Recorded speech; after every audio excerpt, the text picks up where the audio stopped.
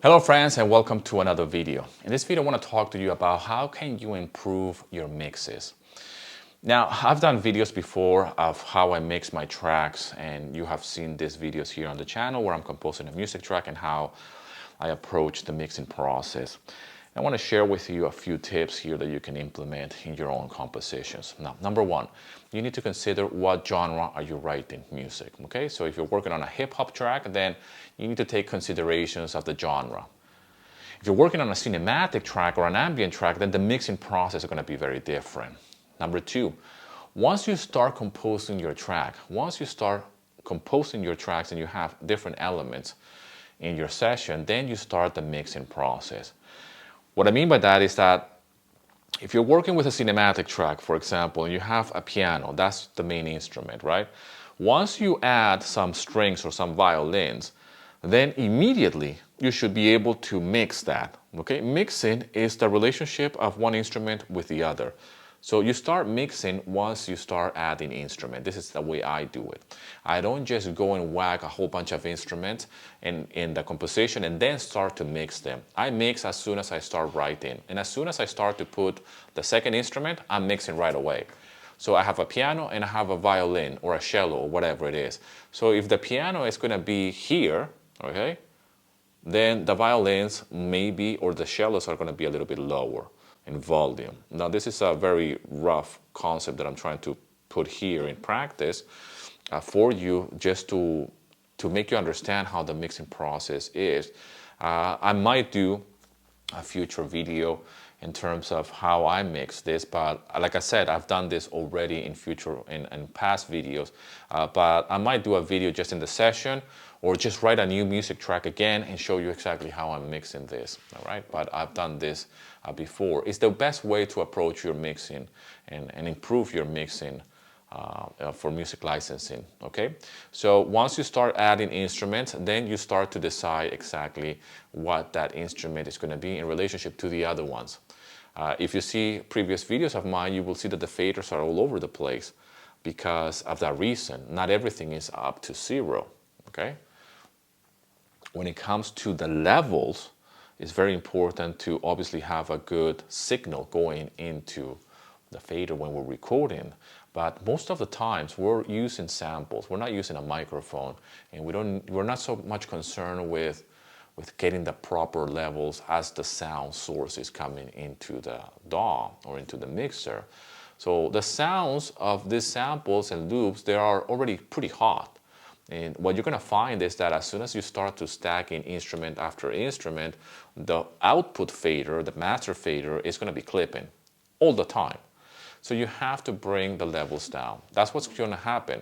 As soon as you whack some drums and some different elements that have a lot of levels and peaks, you're going to realize that your output is already clipping. It's already in the red. So you need to bring down not the master, but the individual faders.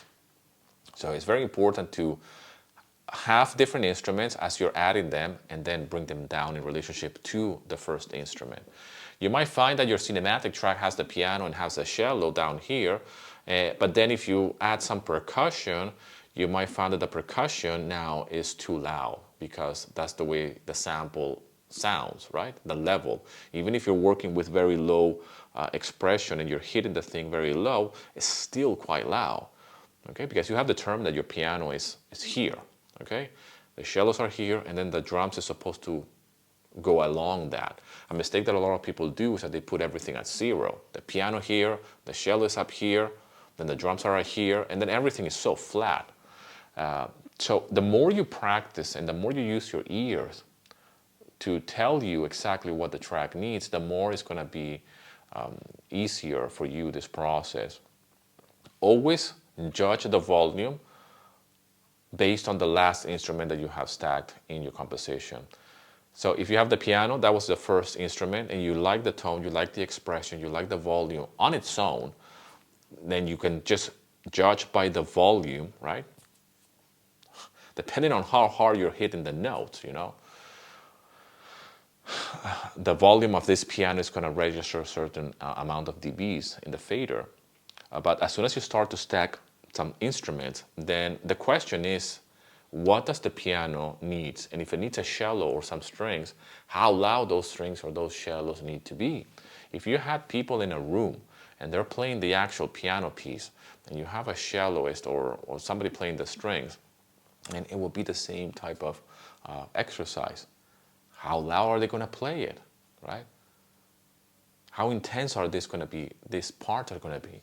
It's going to be judged, or it's going to depend on the actual piano, or both, obviously. If you're in a band, this is what happens.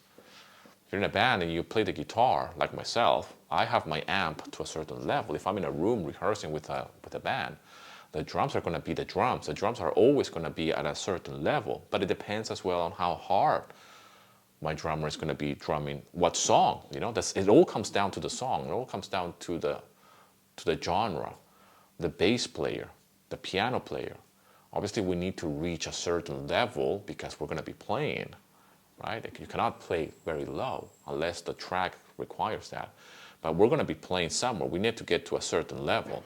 Once you get to that level, then everything else is about to balancing that in relationship to the other instrument.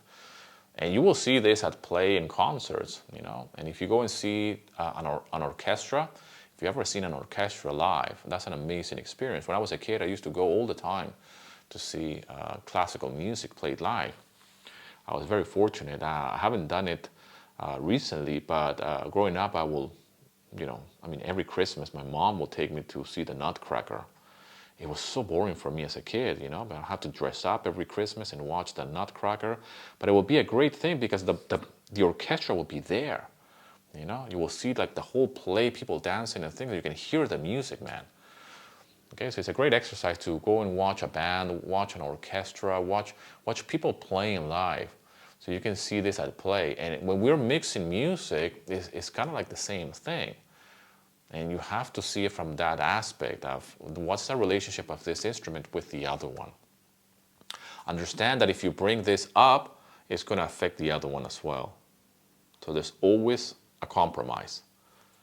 If I bring the piano down, then now the cellos or the strings are very high in volume. Okay?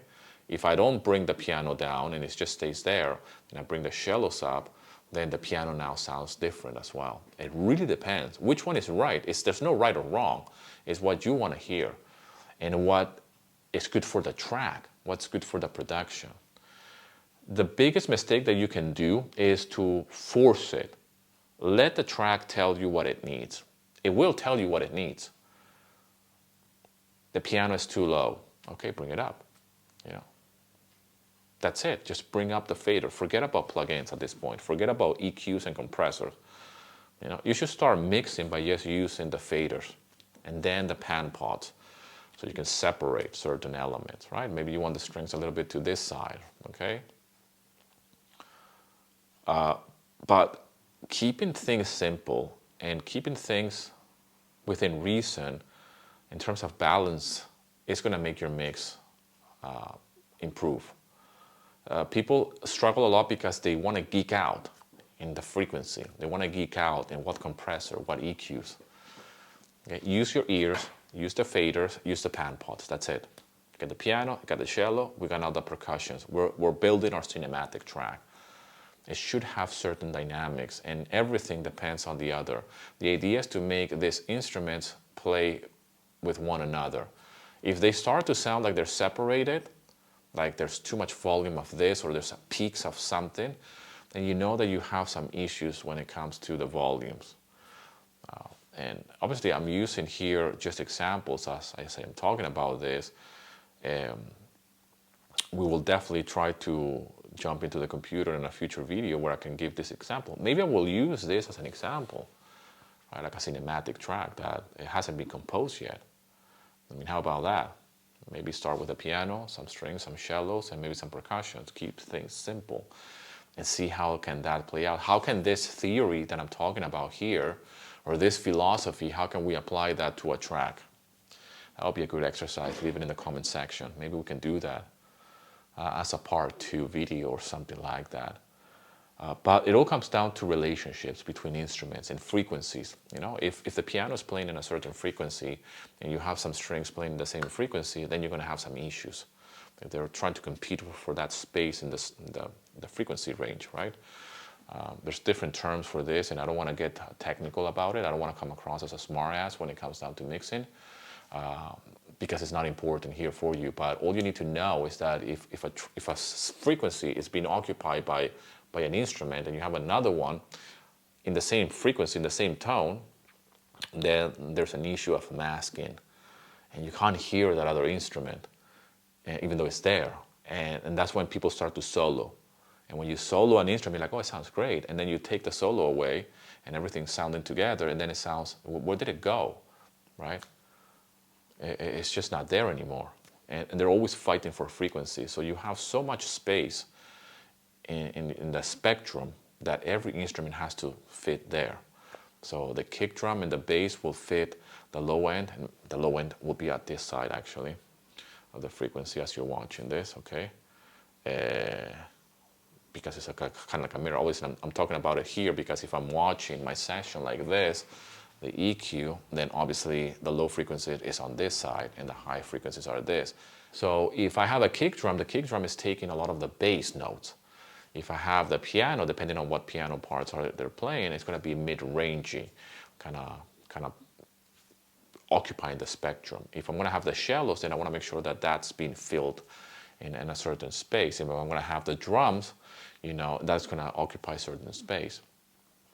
If I'm going to have some hi-hats, right, or some crashes, that's going to take a lot of the top end, and so on and so forth. And you start to feel the spectrum of the different frequencies. That's before you get to the EQs, by the way, because this happens naturally, right? Like the human voice, for example, has a certain range.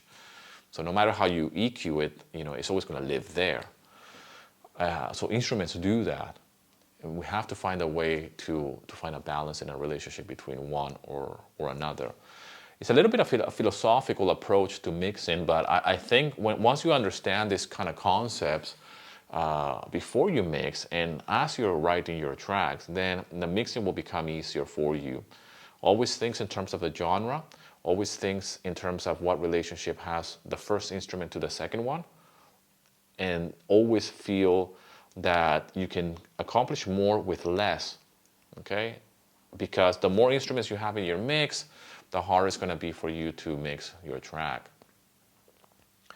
Relationships are very important between each instrument from the beginning. So the first instrument and the second instrument are crucial, then the third and then the fourth, and never lose track. Like the last instrument is always going to be kind of like already determined the volume in your mix because you have already taken care of all the other instruments.